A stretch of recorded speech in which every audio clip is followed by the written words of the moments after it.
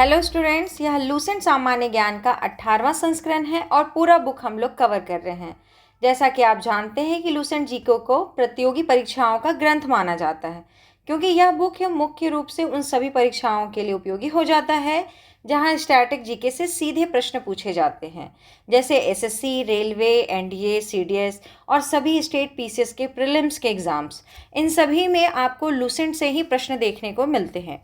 आज जो टॉपिक हम लोग लिए हैं वो छोटा छोटा बहुत सारा टॉपिक है, विविध में इसको आप काउंट करके पढ़िए। और पहला है प्रमुख देशों के राष्ट्रीय चिन्ह। जैसे हमारे भारत का राष्ट्रीय चिन्ह अशोक स्तंभ है, उसी प्रकार से अन्य भी देश हैं जिसके अपने अपने राष्ट्रीय चिन्ह हैं। अब भारत का है अशोक स्तंभ, तुर्की का राष्ट्रीय चिन्ह चांद तारा है, डेनमार्क का समुद्री तट है, नॉर्वे का शेर है, बांग्लादेश का राष्ट्रीय चिन्ह वाटर लिली है, फ्रांस का लिली है, नीदरलैंड्स का राष्ट्रीय चिन्ह जो है वो शेर है, ईरान का गुलाब का फूल है, यूके का भी गुलाब का फूल ही है। ठीक है, स्पेन का राष्ट्रीय चिन्ह ईगल है, यूएसए गोल्डन रॉड और जापान का राष्ट्रीय चिन्ह गुलदाउदी है। इटली का राष्ट्रीय चिन्ह सफ़ेद लिली है, कनाडा का मैपल लीफ है, ऑस्ट्रेलिया का वैटल है और रूस का राष्ट्रीय चिन्ह जो है डबल हेडेड ईगल है। न्यूजीलैंड का कीवी, सदर्न क्रॉस और फर्न है। भारत ने अशोक के स्तंभ के शीर्ष भाग को राष्ट्र प्रतीक के रूप में अपनाया है। ठीक है, अगला जो टॉपिक है वो चलिए अंतर्राष्ट्रीय सीमाएं। अंतर्राष्ट्रीय सीमाएं में मैकमोहन रेखा भारत एवं चीन के मध्य है, रेड क्लिफ रेखा भारत, पाकिस्तान एवं बांग्लादेश के मध्य, हिंडनबर्ग रेखा जर्मन एवं पोलैंड के बीच है। 38वीं सॉरी थोड़ा गड़बड़ हो गया। चौथा नंबर है 38वीं समानांतर रेखा उत्तरी कोरिया एवं दक्षिणी कोरिया के मध्य है। मैगिनॉट रेखा जर्मनी एवं फ्रांस के मध्य अंतर्राष्ट्रीय सीमा है और 49वीं समांतर रेखा यूएसए एवं कनाडा के मध्य है। ये क्वेश्चन बहुत बार पूछा है। 38वीं समांतर रेखा भी पूछा है। मैकमोहन तो पूरा याद ही रखना है आपको और रेड क्लिफ भी याद रखना है। ठीक है, तो 49वीं जो समानांतर रेखा है वो यूएसए एवं कनाडा के मध्य है। मेन रहीम रेखा रूस एवं फिनलैंड के मध्य है। ड्यूरेंट रेखा पाकिस्तान एवं अफगानिस्तान के अंतर्गत उनके बीच में अंतर्राष्ट्रीय सीमा है। चलिए, प्रमुख देशों के राष्ट्रीय स्मारक। झुकी हुई मीनार पीसा इटली में है, क्रेमलिन मॉस्को रूस में है, पार्थेनॉन एथेंस यूनान में, इंपीरियल पैलेस जो है वो टोक्यो जापान में स्थित है, ग्रेट वॉल उत्तर चीन चीन में है। आप ये ग्रेट वॉल के बारे में पढ़े होंगे। ओपेरा हाउस सिडनी ऑस्ट्रेलिया में है, पिरामिड गीज़ा मिस्र में और एफिल टावर जो है पेरिस फ्रांस में है। पवन चक्की किंडर डेनमार्क में है। Statue of liberty New York USA में है। ताजमहल आगरा भारत में है और पोटाला पैलेस लहासा तिब्बत चीन में है। ठीक है, अब अगला जो टॉपिक है वो है मानचित्र की रेखाएं। देखिए, ये सभी टॉपिक बहुत इंपॉर्टेंट है, एकदम सीधे सवाल पूछा जाएगा, आप आंसर दे लेंगे। बस आपका काम है बस ध्यान से सुनते जाना है आपको। समलवन रेखा आइसोहेलाइन मानचित्र पर खींची गई वह रेखा जो महासागर के उन स्थानों को मिलाती है जहां पर समान लवणता पाई जाती है। समदाब रेखाएं किसको कहेंगे? आइसोबार्स। समान वायु दबाव वाले स्थानों को जोड़ने वाली रेखाएं समदाब रेखाएं कहलाती हैं। समगहरी रेखाएं समान गहराई के समुद्र स्थलों को जोड़ने वाली रेखाएं समगहरी रेखाएं कहलाती हैं। समोच्च रेखाएं आइसोहाइप्स लाइन समान ऊंचाई वाले बिंदुओं को मिलाने वाली रेखाएं समोच्च रेखाएं कहलाती हैं। समवर्षा दशक रेखा किसको कहेंगे? समान वर्षा वाले स्थानों को जोड़ने वाली रेखा को समवर्षा दशक रेखा कहेंगे। समान रेखा वह रेखा जो मानचित्र की उन रेखाओं को मिलाती है जहां किसी निश्चित तत्व का मान बराबर होता है। फिर है समधूप रेखा, वह रेखा जो धूप के समान अवधि वाले स्थानों को मिलाते हुए खींची जाती है, जहां एक जैसा समान धूप मिले वैसा जगह। और है समताप रेखा, मानचित्र पर समान तापमान के स्थानों को मिलाते हुए खींची गई रेखाएं समताप रेखाएं कहलाती हैं। 8वां नंबर। चलिए अब देखते हैं नेक्स्ट टॉपिक है प्रमुख देशों की समाचार एजेंसियां।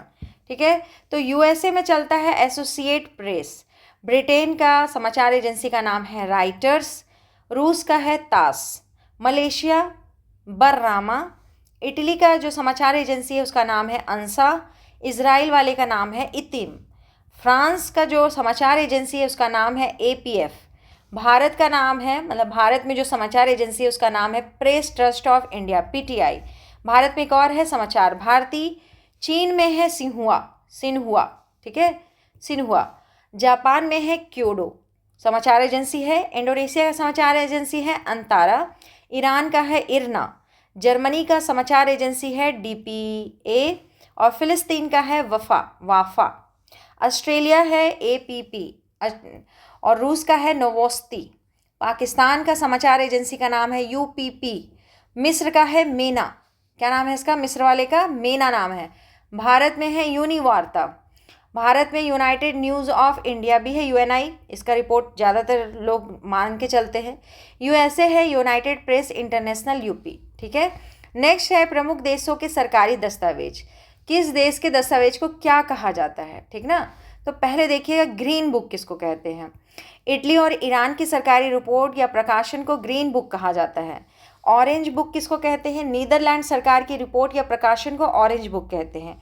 वाइट बुक किसको कहेंगे? पुर्तगाल, चीन व जर्मनी की सरकारी रिपोर्ट या प्रकाशन को वाइट बुक कहते हैं।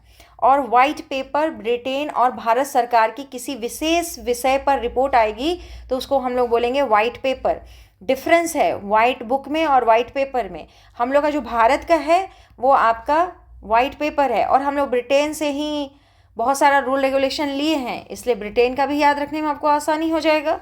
ब्लू बुक ब्रिटिश सरकार का सरकारी रिपोर्ट या प्रकाशन। ग्रे बुक बेल्जियम और जापान की सरकारी रिपोर्ट या प्रकाशन।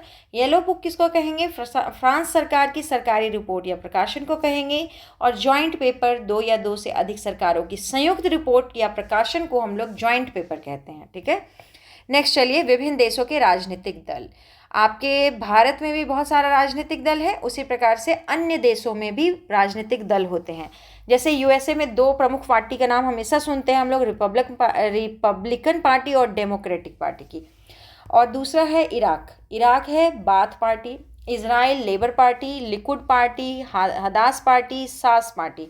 और फ्रांस में है socialist party, national front union for French democracy. Australia है लिबरल पार्टी और लेबर पार्टी, लिबरल पार्टी और लेबर पार्टी। बांग्लादेश में है बांग्लादेश नेशनल पार्टी, अवामी लीग, जातीय पार्टी। नेपाल में है Nepali communist party, Nepali Congress party. चीन का पार्टी है, एक ही पार्टी सिस्टम तो वहाँ चलता है, चीनी communist party. Sri Lanka United national party, freedom party, ठीक है। दक्षिणी अफ्रीका का जो पार्टी है वो उसका नाम देखिए, अफ्रीकी national congress, national party, Inkatha, freedom party. UK का पार्टी है conservative party, labour party, liberal democratic party. और रूस में है liberal democratic party, Russia's choice, communist party. Bharat में तो आप जानते हैं भारतीय राष्ट्रीय कांग्रेस है, भारतीय जनता पार्टी, दो बड़े दल हैं। इसके अलावा भी बहुत सारे दल हैं, लेकिन अभी फ़िलहाल यही दो बड़े दल हमारे यहाँ है। पाकिस्तान में है मुस्लिम लीग, पाकिस्तान पीपुल्स पार्टी। चलिए, तो यहाँ ये वाला टॉपिक तो हुआ समाप्त। अब देखेंगे प्रमुख चिन्ह तथा प्रतीक। कलम जो है वो किसका प्रतीक है? कलम अगर कहीं दिखाई दे तो वह संस्कृति और सभ्यता का प्रतीक है। कमल का फूल संस्कृति एवं सभ्यता का प्रतीक है। अभी तो फिलहाल बीजेपी का प्रतीक है, लेकिन कमल का फूल संस्कृति एवं सभ्यता का प्रतीक है। रेड क्रॉस जो है डॉक्टरी सहायता एवं अस्पताल का है। लाल झंडा क्रांति या खतरे का सूचक है। काला झंडा जो है विरोध का प्रतीक है। और पीला झंडा संक्रामक रोगग्रस्त लोगों को ले जाने वाले वाहन पर लगा झंडा होता है। उल्टा झंडा संकट का प्रतीक होता है। और झुका हुआ झंडा राष्ट्रीय शोक का प्रतीक है। जब हमारे देश में कोई बड़े नेता या सम्मानजनक पर्सन जब उनकी डेथ हो जाती है तो झंडे को क्या किया जाता है? थोड़ा झुका दिया जाता है, तो हम लोग बताते हैं कि राष्ट्रीय शोक जता रहे हम लोग। सफ़ेद झंडा संधि या समर्पण का प्रतीक है। लाल त्रिकोण परिवार नियोजन का प्रतीक है। कबूतर पक्षी शांति का प्रतीक है, इसलिए कबूतर उड़ा करके सब शांति को दिखाना चाहते हैं, ठीक है। जब अब देखिएगा कोई नेता लोग शांति का प्रतीक दिखाने के लिए कबूतर को उड़ाते हैं। लाल प्रकाश खतरा या यातायात रोकने का प्रतीक है। और हरा प्रकाश यातायात को जाने का प्रतीक है। आंखों पर बंधी पट्टी और न्याय का प्रतीक, हाथ में तराजू लिए स्त्री। ये न्याय का प्रतीक, यहाँ से देखिए अलग है ना, ये एक साथ हम पढ़ दिए। चलिए, आंखों पर बंधी पट्टी और हाथ में तराजू लिए स्त्री न्याय का प्रतीक है। अब हमारे भारत में आंखों में जो पट्टी बांधी हुई थी उनका पट्टी खोल दिया गया है, ये याद रखिएगा, है ना। अब हमारा कानून अंधा नहीं है। तराजू लिए हुई है वो स्त्री, लेकिन आंख में जो उनकी पट्टी बंधी थी उनको निकाल दिया गया है। चलिए, बाह पर काली पट्टी शोक, विरोध और दुख का प्रतीक है। एक दूसरे को काटती दो हड्डियां और ऊपर खोपड़ी अगर लगा है तो ये बिजली का खतरा है। देखिए, थोड़ा सा यहाँ गैपिंग रखता है तो थोड़ा अच्छा लगता पढ़ने में, हम एक साथ ही पढ़ जाते हैं। तो एक दूसरे को काटती दो हड्डियां और ऊपर खोपड़ी है तो ये बिजली का खतरा बताता है। और चक्र जो है प्रगति का प्रतीक है, और ओलिव की शाखा शांति का प्रतीक है। ओलिव, उसकी शाखा अगर लिपटी हुई है कहीं कहीं दिखाया गया तो शांति का प्रतीक है। प्रमुख देशों के राष्ट्र पशु पक्षी, ठीक है। तो ऑस्ट्रेलिया का जो पशु है वो है कंगारू, कनाडा का है गंजा ईगल, और जापान का है आइबिस, न्यूजीलैंड का कीवी है, यूनाइटेड किंगडम का रॉबिन रेडब्रेस्ट है, और हमारे भारत का बाघ है, वो हम लोग को याद है ना।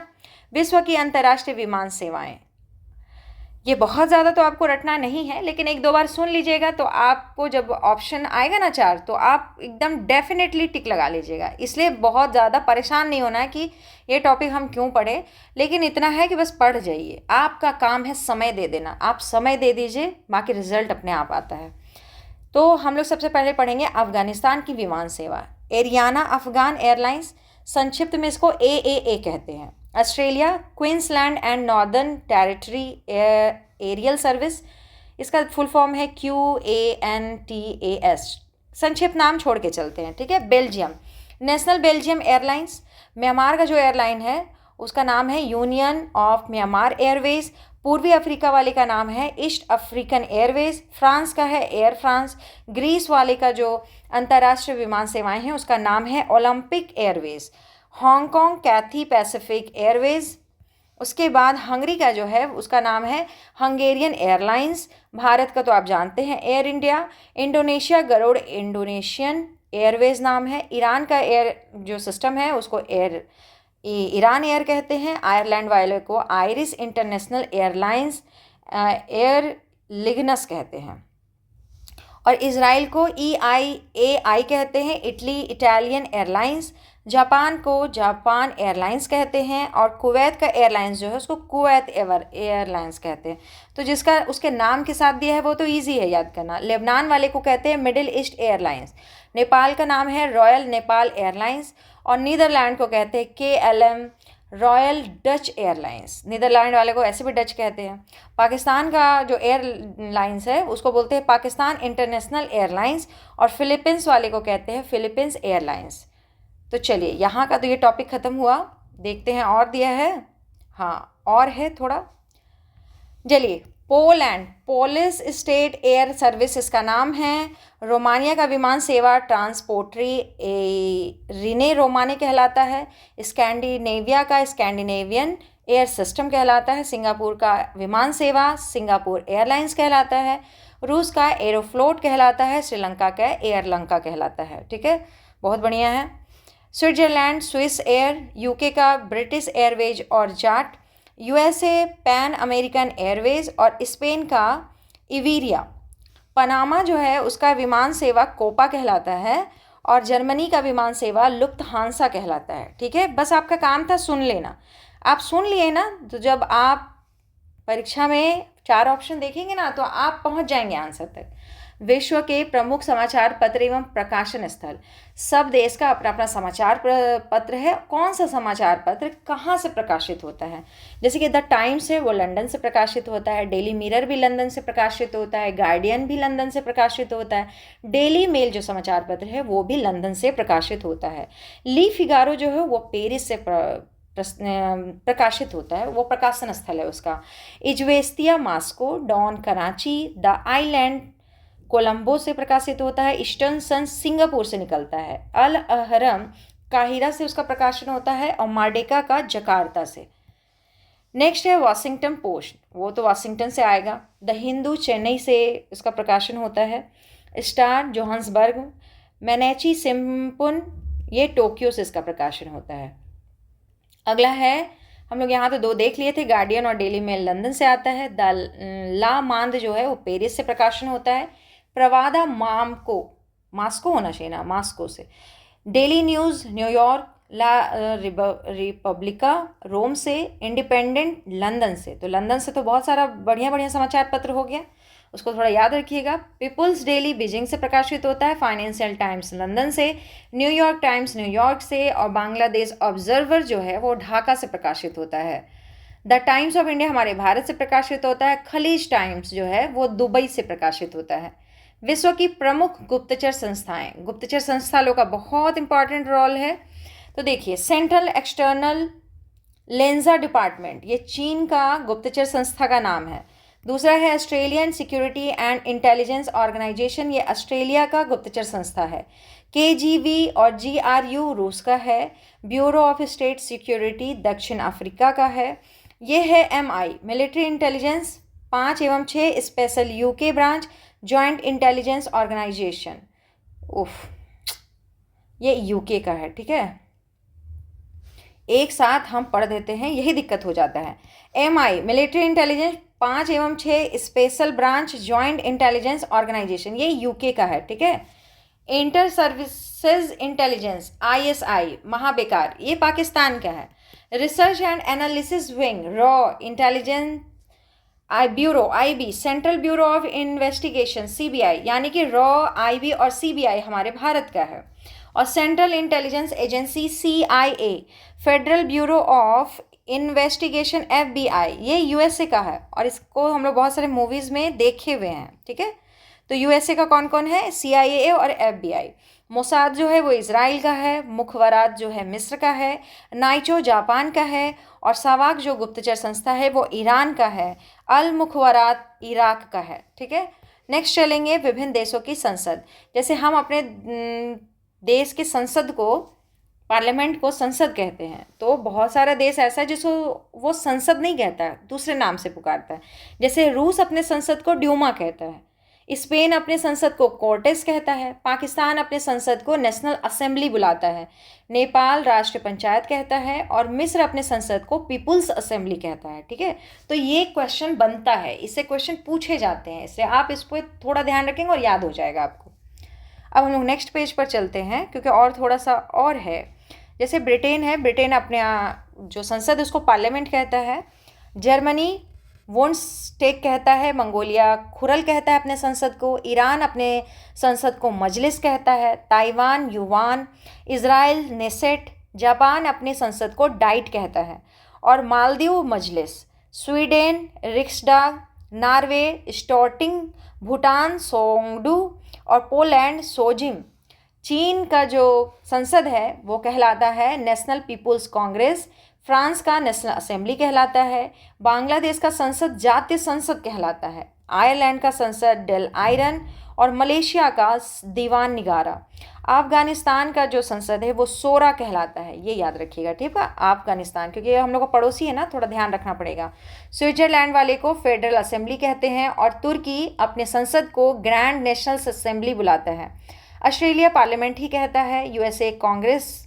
और डेनमार्क फॉलकेटिंग कहता है। और कनाडा पार्लियामेंट को पार्लियामेंट ही कहता है। ठीक है, तो ये सब थोड़ा याद रखेंगे। अगला टॉपिक हो जाएगा संयुक्त राष्ट्र संघ, जिसको हम लोग एक अगले वीडियो में कवर कर लेंगे, ताकि टॉपिक अलग रहेगा। तो जब आपको रिवीजन करना होगा तो आप जब संयुक्त राष्ट्र संघ पढ़ना चाहें तो वही वीडियो पर्टिकुलर जा करके देखिए। फिर अब हम धीरे धीरे क्या करेंगे, इससे संबंधित जो एक और बुक आता है ना जिसमें प्रैक्टिस होता है क्वेश्चंस, उसको भी लाने लगेंगे।